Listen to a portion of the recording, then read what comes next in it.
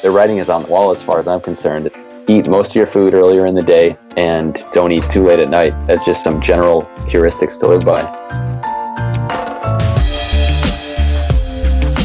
humanOS. Learn, master, achieve. Welcome, everybody. Today, we are going to be talking about a few interconnected health topics. Intermittent fasting, time-restricted feeding, meal skipping, circadian biology. We're really going to focus on meal skipping in particular. And to join me in this conversation, I've invited two humanOS collaborators, Jeff Rothschild, who is the lead developer of our fasting course, and Greg Potter, the lead developer of our course in circadian health and metabolism. Jeff, welcome. Give our audience an introduction to who you are. All right. Thanks, guys. I'm happy to be here and talk with you. I'm a registered dietitian. I've done a master's degree in nutritional science. I currently work in a private practice setting in Los Angeles, California. A lot of the focus of what I do is with athletes and endurance athletes, but I definitely work with a lot of non-athletes. And fasting has been something I've been interested in for quite a while. I've published some papers on it, and it's been of interest both personally and professionally. A lot of people, when appropriate, that I work with, I will include some type of fasting. And as we'll probably get into over the next few minutes, there's several different types of fasting that have been studied and can be appropriate to use for weight loss, for blood sugar control, and cognitive function, and these things. Thanks, Jeff. We met a couple of years ago for the listeners at the Ancestral Health Symposium. Jeff gave a really great talk about restricting your feeding to a limited period of time within the day, not eating after dark, and maybe we'll even get into some of that today. But for now, Greg, shifting over to you, please give our audience an introduction to who you are. Thanks, Dan, and thanks very much for the opportunity. I'm Greg. I'm in the final year of my PhD at the University of Leeds in the UK, and my project's mostly looking at interactions between sleep, diet, and metabolic health in UK adults. Perfect. I think we met over Twitter. We did. Greg was always responding to tweets that I put out there at humanOS_me, and then also putting up really great material. And I think it was when you finally had posted your own paper on nutritional effects and circadian biology that I was like, wow, this guy really knows what he's talking about. And that motivated me to connect further with you, and it started a great collaboration. So I'm glad we're all here today. So this broader subject of eating timing and meal skipping, I think is one of the hotter topics in health today. It's really exploded onto the scene over the last few years.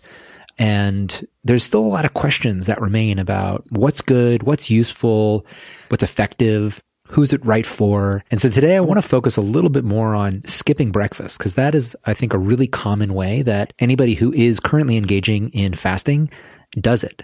Now, of course, people do it in other ways as well, but it's an easy one to do, right? You wake up in the morning, you're not that hungry, or even if you are, you just decide to not have your first meal until some point later in the day, usually around noon. Is that good for us? Before we get into that, there's some work that actually shows what regular eating patterns are like. Greg, tell us a little bit about some research in this area, what common eating patterns are for modern day humans. Yeah, I'd be happy to.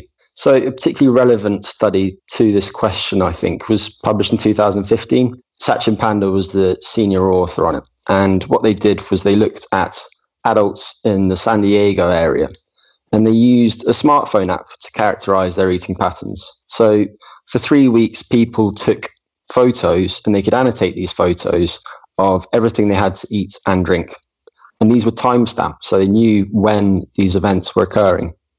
The researchers then collected these photos and the written information afterwards and determined how much they were eating and when they were eating. And also 47 of those people wore ActiWatches to look at their physical activity patterns and when they were sleeping in particular. And by doing so, they could look at when they were eating relative to when they were sleeping. What did they find? Well, they found that on average, people ate over a period of nearly 15 hours each day. So the time elapsed between the first event that contained calories and the final event that contained calories was nearly 15 hours. And only 10% of the people had an eating duration or an eating period of less than 12 hours. About 23% of calories were consumed by midday, and over 35% of calories were consumed after 6 p.m. What else did they find? They also looked at whether there was a difference between weekdays and weekends. So there's some research previously in the chronobiology literature which has looked at sleeping patterns and how they differ between weekdays and weekends. And because people's sleep timing typically differs on work days and non-work days, they coin this social jet lag, because for many people, they'll sleep later on the weekends and they'll sleep in on the weekends. And as a result, when they go back to work at the start of the working week, it's like flying a time zone or two to the east. And well, about 69% of people experience at least an hour of social jet lag each week. So what they thought was maybe you see something similar with people's eating patterns. And that's what they found. They found that typically people consume breakfast about an hour and 5 minutes later on weekends versus weekdays. Right. Subsequently, they then did a study to look at what happens when you take these people with more protracted eating patterns, so people who are eating over a longer time period, and then are asked to eat over a shorter time period. And that's more relevant to today's question of what happens when you skip breakfast. To do a little bit of summary, they enrolled people into the study. The first part of the study, over a 3-week period, they used a smartphone app to collect information on food type, calories, and then the timing. When were those calories coming into the body? And then also sleep and activity patterns by the actigraph watch. And then they could look at what was the length of time that calories were being consumed in a person's what we call wake period, or the time that they're awake. And a lot of these people were maintaining an eating pattern that was about 15 hours long. So first calorie in, last calorie in. Only about 10% of people had an eating window. The period where they're taking in their calories was less than 12 hours. Is that right? That's right, yeah. The second part of the study, they're now going to do some time-restricted feeding. So tell us about that. Yeah, so it was a small pilot study. 8 people who had eating patterns in which they spread out their eating over at least 14 hours each day were asked to restrict their eating period to about 10 hours each day and to keep that period consistent on weekdays and weekends. And when I say eating, I mean everything apart from water. Okay. This included 5 men and 3 women. And first, they were given a detailed presentation on the known benefits of time-restricted eating. So Sachin Panda in particular has done a huge amount of research using rodents and has found that using this time-restricted eating confers many metabolic benefits when rodents are given less than healthy diets, which are typically called high-fat diets, but notably they're also high-sugar diets. So these people then for 16 weeks tried to stick to this 10-hour period. And each week they were given a feedogram, which is a pictorial display of their eating patterns across a 24-hour day for the previous 7 days, showing how well they were accomplishing their goals. And they weren't asked to change the actual quality of their diets at all. There was no information given about what you should eat or anything like that. The emphasis was purely on when they were eating. Followed them up at 16 weeks and they measured how heavy they were at that point. And they also gave them subjective self-assessments of sleep and how energetic they felt. So this is just a Likert type scale where you rate, for example, from 0 to 10, how well you slept the previous week. And what they found is that on average, people lost over 3 kilos during those 16 weeks. And they did so by reducing their calories by about 20%. And that's noteworthy because what they found previously in their rodent research was that actually time-restricted eating causes many metabolic benefits independent of calorie intake. So if you restrict the eating period of these rodents, they don't actually eat less, but they are protected against obesity. The difference is that in humans, they do eat less, but the result is that they did lose weight. They also felt more energetic and they reported that they slept better.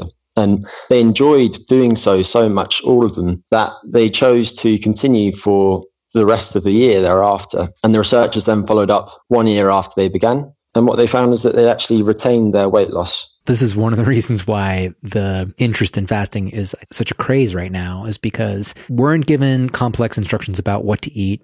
Weren't put on some sort of protocol that was very challenging for people to do, right? So first you have to look at how doable is something, or perhaps how effective could it be, but then how doable is it, right? If it was extraordinarily effective, but very few people could do it, then it wouldn't really be effective overall in terms of improving public health. Weight loss is an enormous importance. And these people were put on this 16-week intervention. They took in less calories without being told to do so. And then they opted in to stay on a program for the next year. And they had not only maintained their weight loss, but they also had perceived improvements in their sleep and perceived improvements in energy level. That is really exciting to me.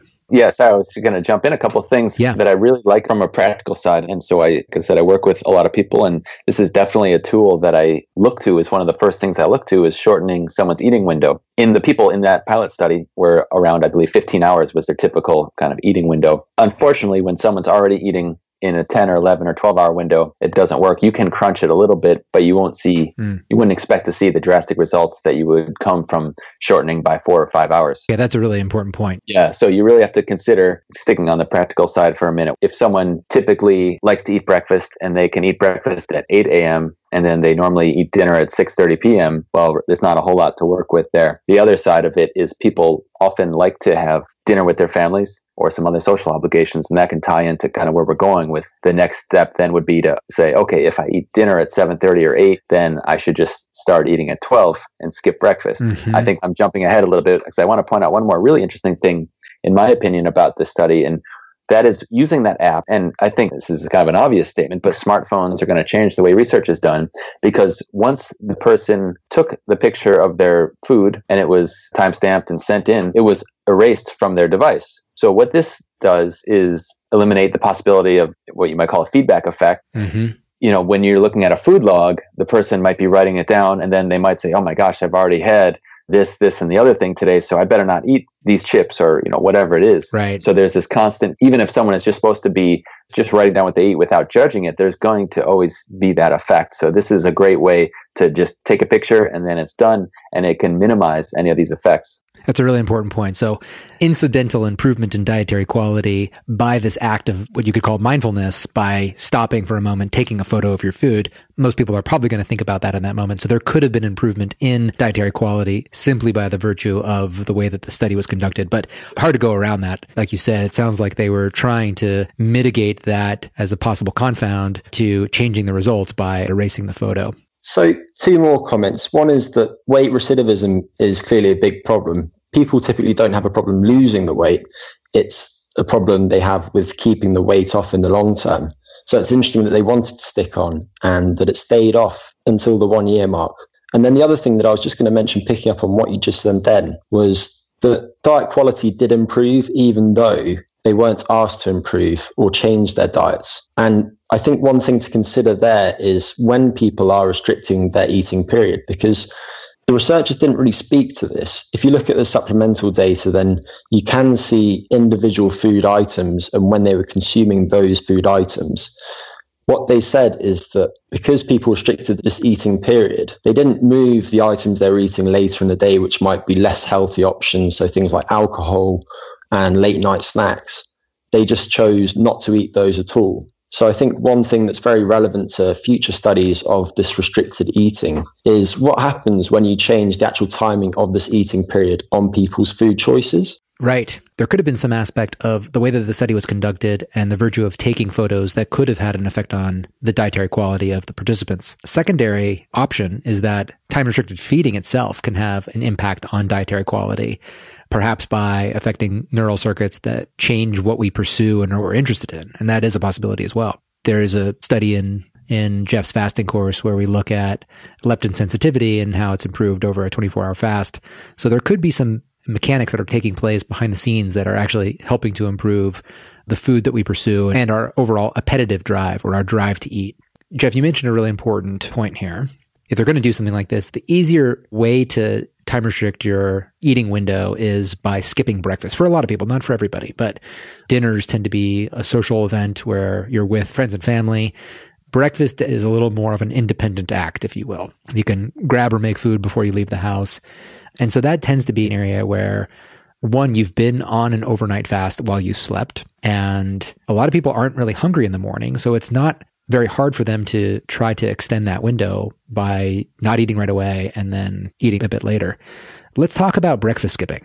Jeff, tell us your thoughts around what the research says about skipping breakfast. Is it good for us? Are there some consequences to it? What do you think? It's such a contentious topic. I think we can look as a good jumping off point from the last study to a recent study by Alessa Nass and their colleagues called Impact of Breakfast Skipping Compared with Dinner Skipping on Regulation of Energy Balance and Metabolic Risk. So the title says it all. Basically, they're comparing what happens, and this is just acute, so one day, whether you skip breakfast or you skip dinner or have 3 meals. They used a relatively small group, but 17 people, a mix of women and men, 9 women, 8 men, and a range of BMIs. So 11 people that were normal weight, 5 that were overweight, and 1 was underweight. So there was this pretty varied group there. And then also we have this context of regular breakfast eaters versus breakfast skippers. And there's some other research that points to the fact that habitual eaters do better when they eat breakfast and not skip it. And then there are the habitual breakfast skippers. I kind of have my doubts about that because I think that it is very trainable. And so people that are habitual breakfast skippers, when you've given them breakfast long enough, there's a lot of research from Heather Leidy's group in Missouri that shows that people, especially with teens that habitually skip breakfast, they generally do better. To just keep it general, they do better when they eat breakfast with protein. Anyway, to this study, there's 13 were regular breakfast eaters and 4 were occasional skippers. So a little bit of a mix, but most people that generally ate breakfast. An interesting thing about the way they designed the study, and there's always study design questions, the calorie intake was the same on all days. So this is pretty important because if you skip breakfast, some people would argue that, well, you're going to eat less during that day. Greg, I think you could probably talk what happens when people skip breakfast is that they actually move less.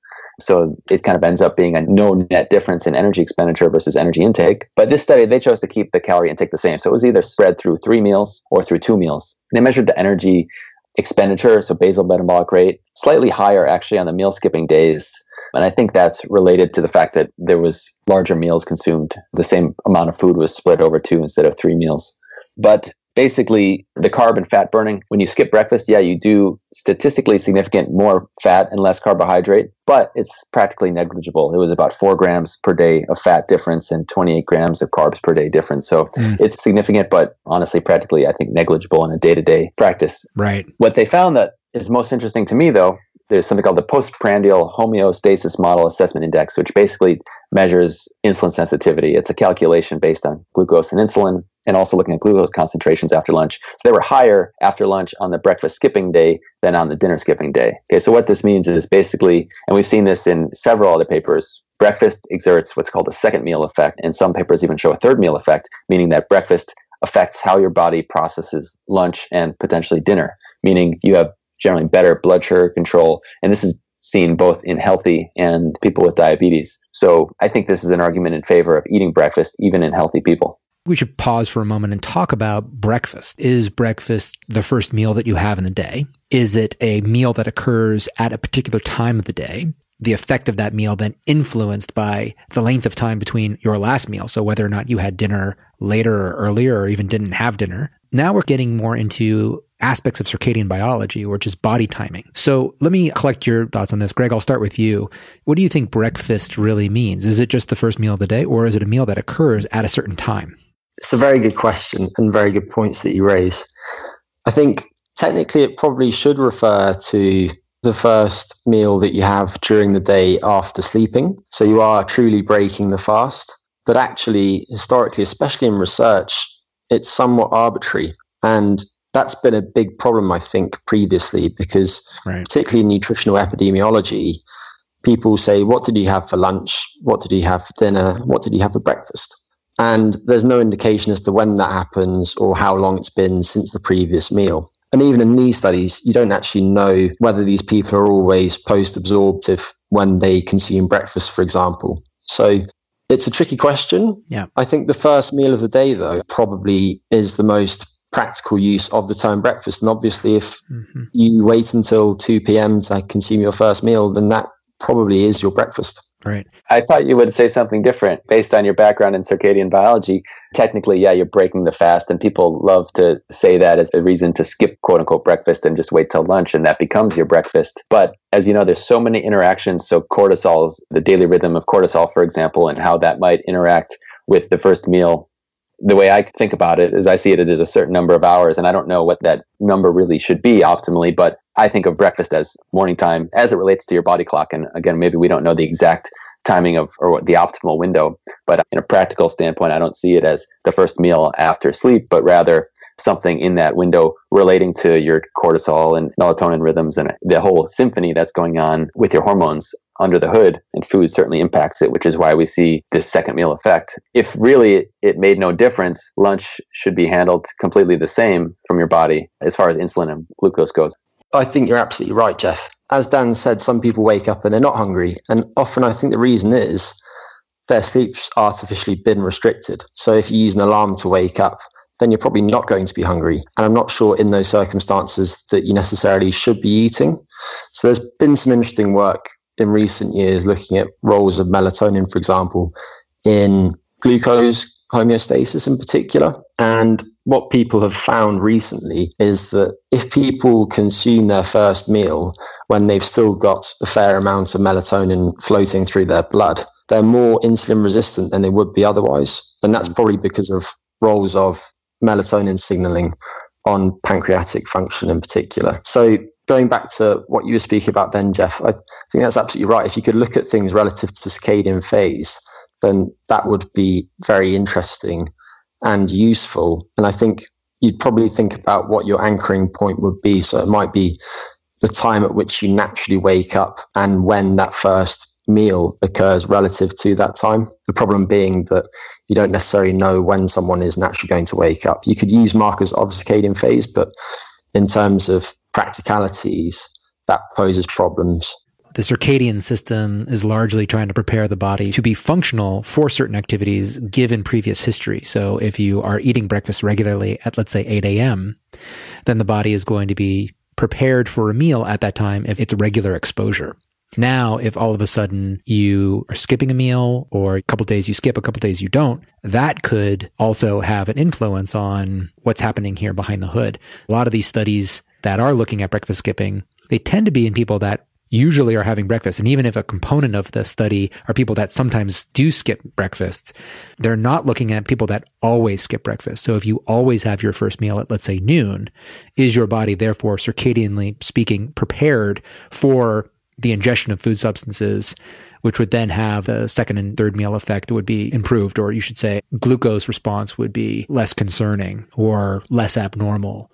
That makes a lot of sense. And if someone does get into that routine, aren't they constantly effectively jet lagging themselves? 80% of our liver genes have a clock and are set in response to the food. So if someone only ate at 12, and I don't know if there's any studies that really look at it from this standpoint, but like we want a strong, robust circadian rhythm that's in tune with the light cycle and the temperature, the hot and cold and changes through the day, and the light and dark cycle. So we're kind of then dissociating the light and dark from the food cycle. That seems potentially problematic, although this is all speculation. There's a lot of questions that remain to be addressed. And Greg, I'll get your take on this in a moment. But I think that if you're eating within the light period, so when the sun is out, then that is different than probably eating at night or to eat at night regularly. So I am curious about if you regularly maintain a certain pattern, then does your body adjust to that and address it in a what we can consider a propitious, healthy way? So right now we're talking about what is the length of time that you are consuming food in a day? How long of a period is no food in your system? When is that window occurring? And then next, is the actual timing important too? So do you actually need to take in certain calories at a certain time of day in order for those calories to be handled effectively and for subsequent calories to be handled effectively as well? Couple of thoughts. One is it's really important to think about someone's chronotype with this. So chronotype is whether someone's more of a morning lark or a night owl. And I think a problem with some of these studies is that they often enforce times on people. So they say, to keep things consistent, you need to consume breakfast at this time, lunch at this time, and dinner at this time. But actually, they might be happening at different circadian phases unless they've ensured that people have relatively average chronotypes beforehand. Another thought is that there is good rationale for thinking that people's responses are consistently going to differ according to time of day. So, for example, we know that diet-induced thermogenesis is higher in the morning. We know that insulin sensitivity is likely higher a bit earlier in the day. And as I touched on previously, hormones like melatonin do influence postprandial responses. So consuming food when it's dark outside or in a dimly lit environment after your dim light melatonin onset, or the time at which your body naturally secretes a certain amount of melatonin, that's likely to influence your responses to eating. Another thought is consistency is really important, and the degree to which this is dependent on the circadian system, I think, is a bit unclear, because many of the studies that have shown the importance of consistency haven't looked at it from a chronobiology perspective. But a couple of papers come to mind. So there's a guy at the University of Nottingham in the UK, Ian MacDonald, who's done some really nice research in this area in recent times. And there was a nice crossover study he published last year. I think Al Hussein was the first author on it. And what they did is they took women and they had them consume an identical macronutrient profile and therefore amount of energy for 2 14-day periods. And there was a 14-day washout between these periods. The difference was that in one of those periods, the women consumed a variable number of meals, so 3 to 9 meals, and in another, they consumed a consistent number of meals. And what they found is that those that consumed the consistent number of meals had a greater thermal effect of feeding and a lower glucose response to a standardized test drink. They also found that people were less hungry, and everything they found really pointed to the importance of consistency. I think it's important to recognize that cells throughout our body have their own molecular clocks that are ticking away always. And they're responsive to different stimuli. And in that way, as you mentioned, they can be uncoupled from each other. So the clock in the SCN is primarily entrained by the light-dark cycle. And by entrained, I just mean synchronized with the light-dark cycle. Whereas the clocks outside of the SCN are entrained by other inputs primarily, and often feeding and fasting. And the degree to which they are entrained by feeding and fasting cycles does differ by organ. So, for example, the lungs and the kidneys might be more responsive to feeding than the liver is, at least in mice. So it's important to think about that, because many people in the circadian biology field think that uncoupling, so eating at inappropriate times, is important to those adverse metabolic consequences that you see subsequently. But what we don't have a good handle on is the degree to which that's the case. So what is the normal range of phase relationships between these different clocks that can be associated with good health? The focus at this point of the conversation is on breakfast skipping. Several of the studies we looked at show that when someone skips breakfast, they take in more calories later in the day. If you look at the sleep loss literature, you actually see a similar phenomenon. You see that people who get inadequate sleep tend to eat more calories later in the day. Also, we know that inadequate sleep is a risk factor for weight gain. So the question is it the timing of these calories, or is it the impact of the time of day on our eating behaviors that could be contributing to the association that we see with sleep loss and weight gain? In the PANDA study we discussed earlier, when people ate later in the day, it tended to correspond with overconsumption for what that individual needed in terms of their own caloric need. So we discussed the metabolic consequences of breakfast skipping. In addition, I just highlighted that when we skip breakfast, we take in more calories later in the day, and there could be a tendency to overeat or take in more palatable calories like desserts. So Jeff, what other information do we have on breakfast skipping that can inform us as to whether this is potentially a healthy or unhealthy behavior?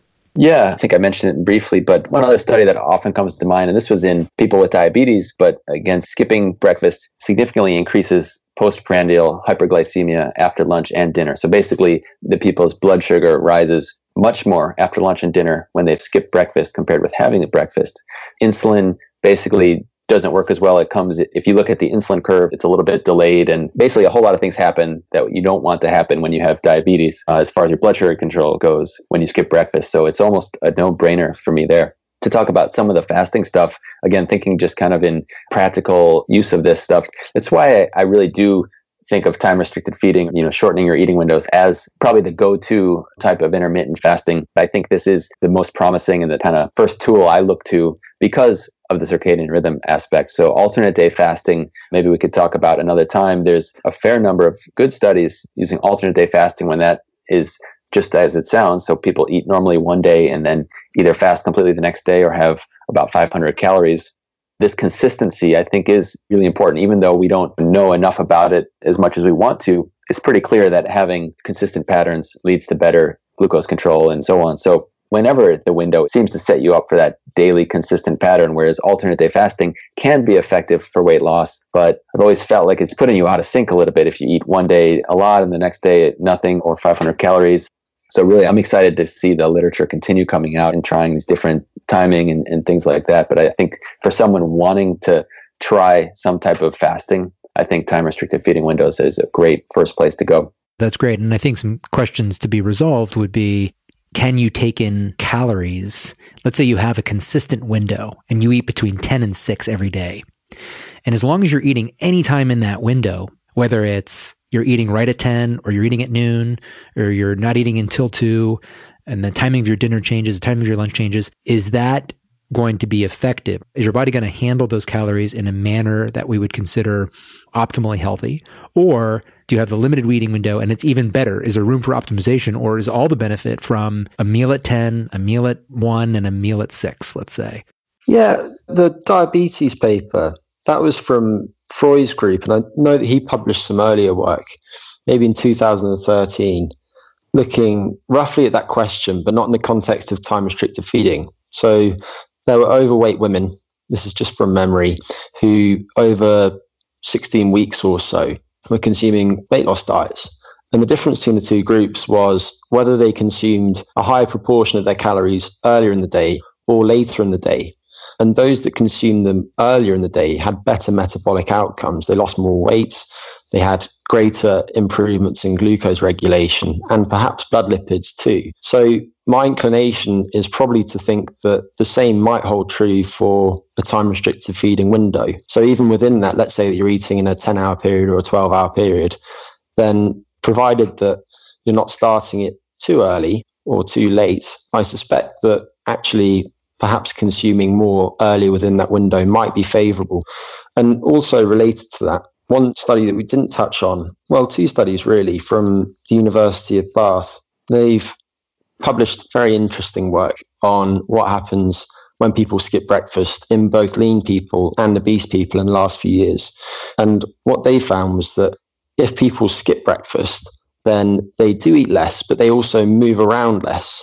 So what I wonder is, if you have that time-restricted period earlier in the day, then are you telling your brain you have energy available, you can still move around as per normal, such that eventually you could actually be more likely to be in a negative energy balance at the end of the day if you consumed your time-restricted eating period earlier in the day?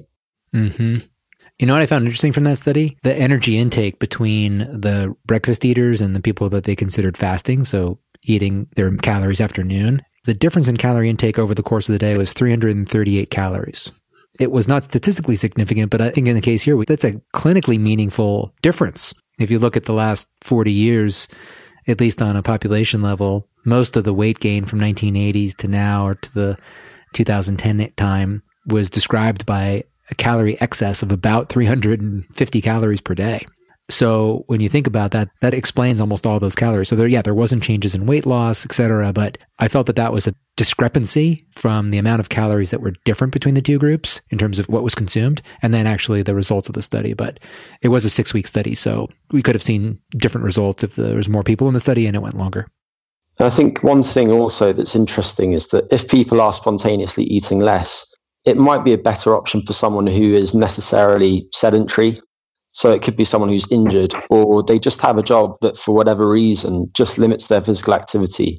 In those circumstances, if they restrict their eating period, then if they inadvertently reduce the total amount of food that they eat, then that's probably a good thing. Yeah. Speaking about breakfast, which is slightly off topic, but we're talking about whether or not skipping breakfast is important or useful or detrimental. But we do know in Stefan Guillenet and I, our Ideal Weight program, we recommend in our lean maintenance, weight maintenance program, which is a version of a Mediterranean diet. We ask that people try to consume about 25% of their daily protein at breakfast, because there's good solid evidence that shows that that will impact the calories that people want to consume. So they'll want to consume less calories over the course of the rest of the day. So it's a real opportunity to have a high protein breakfast to maintain weight. Other factors matter too. So things like fiber intake has shown similar results in modifying rest of the day calorie intake.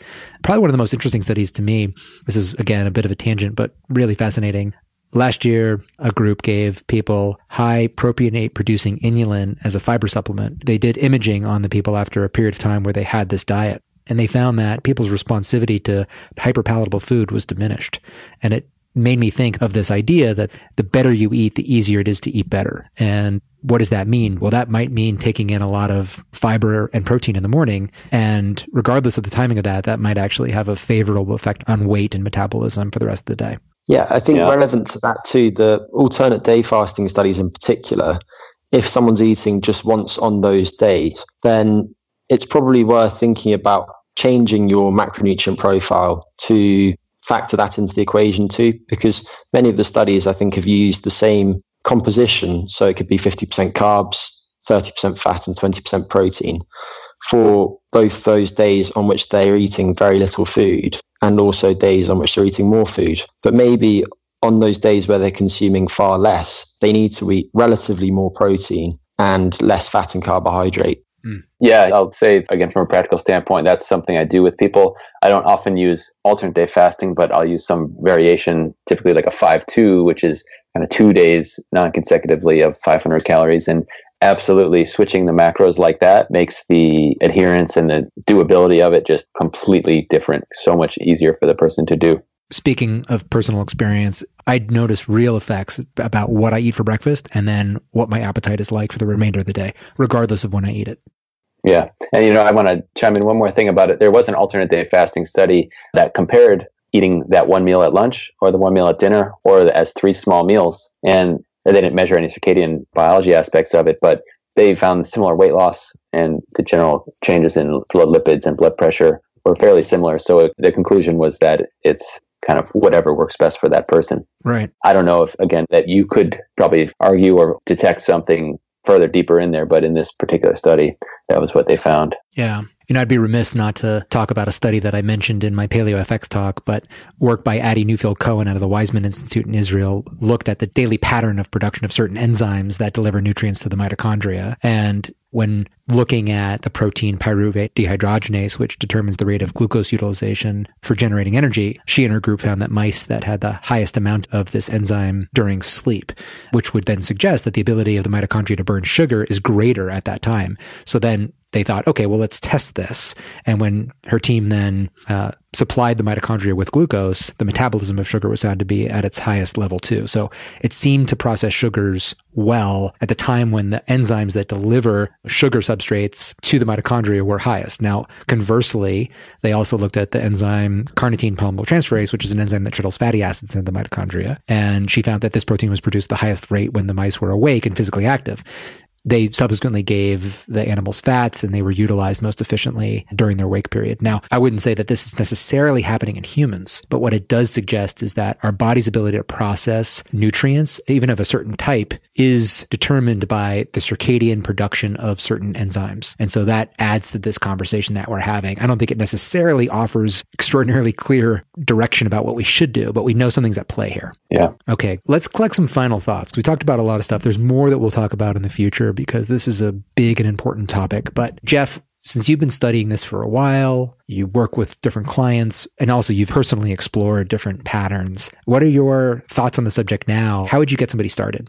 Yeah, get someone started as far as they're looking to just improve their health or weight loss. Of course, it depends kind of where they're at and where they want to go, at the risk of sounding obvious. But I would generally say, if I needed to give a blanket recommendation from where I see all the research and everything we've talked about today, I think eating breakfast with protein, a good amount of protein, so at least 25 to 30 grams, if not more, is super important relatively soon. Again, I'm going to kind of speak vaguely because we don't know exactly how many hours after you wake up, but I think relatively within first hour or two after waking, and then eat most of your food when the sun is out. Now, of course, there's exceptions. Morning workouts, sometimes I do, with athletes I work with, suggest or work with them on doing some fasted endurance exercise. I think there is absolutely a place for that. But if we're just talking about general blanket recommendations for good health, and then I do like to stress eating with the sun. In the summer, right now, the sun here is out until around 8. It'll get almost 8:39 soon. I think people can be pretty cavalier with their food to some degree at this time. Now, in the winter, maybe it's not a hard stop at 4 p.m. or 4:30 p.m. when it gets dark. I think definitely, like we've mentioned several times now, putting the bulk of your food earlier in the day. I just think there's so much mechanistic and there's so much reasonable evidence to support that, even if we don't have these studies saying yes, the perfectly designed studies. I mean, the writing is on the wall as far as I'm concerned. It's like, eat most of your food earlier in the day and don't eat too late at night as just some general heuristics to live by. And that's from the study that Greg mentioned at the beginning, Ray Panda. I think close to 40% of the calories that were consumed in a day happened in the evening. Yeah. So that's a bit opposite of a common eating pattern, where the evidence in your mind suggests that we would want to maybe flip-flop that and have more of those calories earlier in the day and fewer in the evening. Absolutely. There's a slide I often use when I give talks, and the breakfast is like a little piece of toast, and then lunch is like a salad, and then there's this kid with a giant plate of food in the evening. And that people always laugh because they recognize that that's their pattern. They restrict all day. And then I can't tell you how many times I hear, I'm just starving at night, or basically flipping that upside down, I think is just a smart thing to explore. And I'll offer a caveat to that then, Greg. I want to give your input. One problem with that method is that taking in a lot of calories earlier in the day should homeostatically and metabolically, from what we're discussing, encourage us to take in fewer calories later. But so much of our eating patterns are not determined by mechanisms that are trying to promote balance within our body, but rather these pleasure-mediated drivers of food intake. So you're maybe not that hungry, but then you sit down to dinner and you're served a big plate of food and you've been trained to be a plate cleaner. Right. And therefore you're now over-consuming because you weren't compensating with fewer calories earlier in the day. And so that's another confound here, right? Metabolically, maybe that makes perfect sense. But for all intents and practical purposes, that might be more problematic for some because of the way that they eat food. And so simply restricting an occasion to eat might be better, just because when they sit down to eat, they have these ingrained behaviors that are designed to clean their plate regardless of what their body's telling them. Yeah, you're absolutely right. Completely agree with you guys. Just a couple more things would be, consistency is really important, as we discussed. As you mentioned there, I think practicality also is crucial. And what needs to be considered is how important different things are to you, because something might be perfect metabolically, not perfect, but it might be superior metabolically. But perhaps what you want is different from that. Perhaps you're really interested in being as productive as possible. And for that reason, skipping breakfast is more conducive to your goals. And then obviously you have family constraints, that kind of thing too. One thing that I was curious about your input on was whether you would transition people gradually into a restricted eating period or have them just jump into it straight away. And just before I get your responses to that, one more thing is, if people are eating less when they restrict their eating period, then that's not always actually a good thing. So sometimes someone's actively trying to gain weight. In those circumstances, time-restricted eating might not be optimal. Likewise, if you've got someone who historically has had reproductive issues or something like that, which are particularly adversely affected by a negative energy balance, then that's also something worth considering. Anyway, back to the question. Jeff, how would you transition someone into a restricted eating period? Would you go full bore straight into it, or would you try and shift things one day at a time? Yeah, that's a good question. And just briefly at your points about who it's not appropriate for, I'm glad you mentioned that, because definitely if you're an 18-year-old football player who's trying to build muscle and gain 20 pounds of muscle in the off season, this is probably not for you. I mean, it's an option, but eating later at night might be a good thing. But when I put it into practice, I think in this case, this is one time where a hard and fast rule, people tend to prefer that, because with time-restricted eating windows, you don't really emphasize the food quality. I mean, I certainly would still work with someone to get a good pillars of breakfast, lunch, dinner, and so on. But what's appealing to people about this, I think, or I've noticed, is, okay, all I need to worry about is these 10 hours. So I'm going to start at 8:30 and I'm going to end at 6:30, and that's it. So people, I suppose you could creep the hours down gradually, but I think starting with these hard windows, it's effective.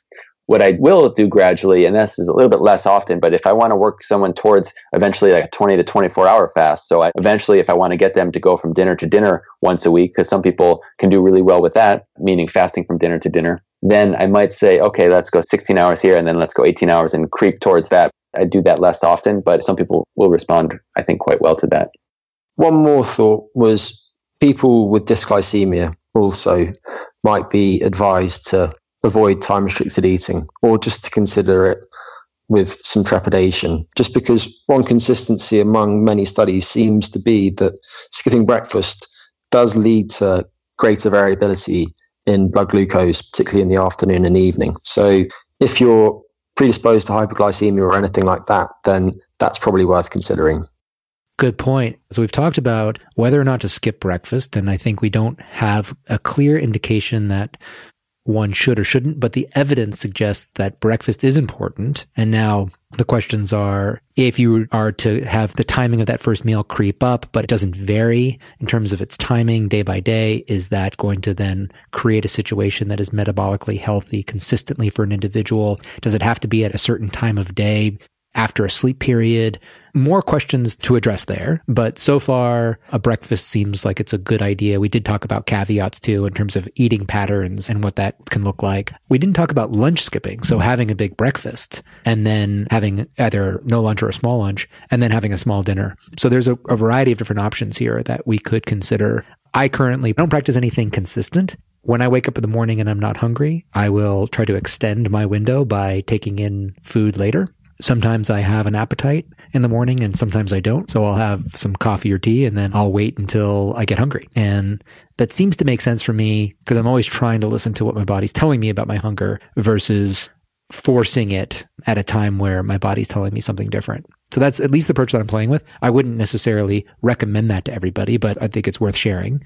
And then the other thing that I play with is even if I have breakfast a little bit later, then sometimes I won't get hungry until 2 or 3 in the afternoon. And there's times now where I'm skipping and I'm trying some exogenous ketones, beta hydroxybutyrate, to keep me feeling cognitively sharp and suppress my appetite until dinner time. And for me, that seems like it could be a winning strategy in terms of getting breakfast earlier in the day, but avoiding excess calories across the 24-hour period by allowing me to wait a little bit longer till I have hopefully an early dinner. So that's 2 things that I've been playing with. Greg, do you do any sort of fasting yourself?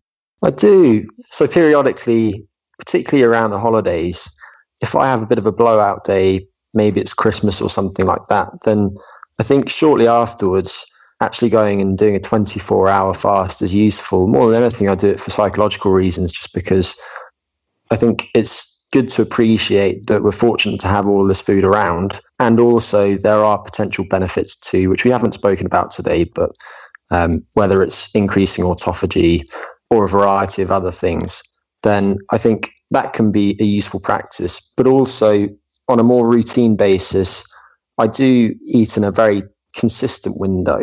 So I wake up very early in the morning and then about an hour afterwards, begin my eating period and keep it relatively consistently timed each day at about 12 hours.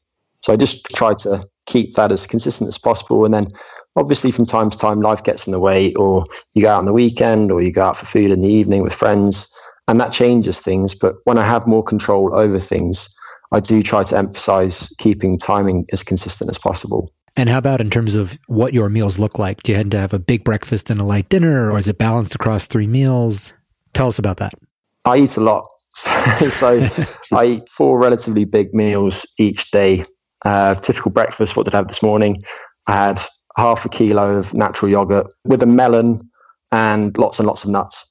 And that's a relatively normal meal size for me. But if anything, I think I go for a slightly bigger breakfast.